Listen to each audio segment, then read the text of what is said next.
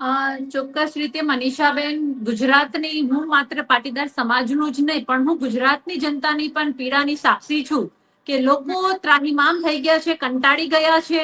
ભાજપના કુશાસનથી. પાટીદાર સમુદાયની વાત આવે, તમે કડવા પટેલની વાત કરો કે લેવા પટેલની વાત કરો કે અન્ય ઉત્તર ગુજરાતમાં જાઓ તો ઘણા બધા અમારા જે પટેલોના ગોળ હોય છે, એટલે આખો પાટીદાર સમુદાયની વાત કરીએ આપણે તો પાટીદાર સમુદાયની આજ પણ એટલી એકતા અકબંધ છે અને દરેક લોકો ભાજપના કુશાસનથી કંટાળેલા છે. આજે બહોળો સમુદાય ખેતી પ્રધાન છે,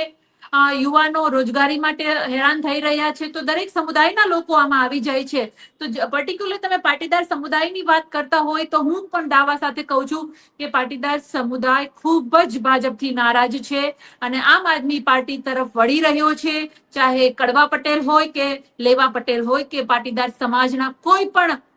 વિસ્તાર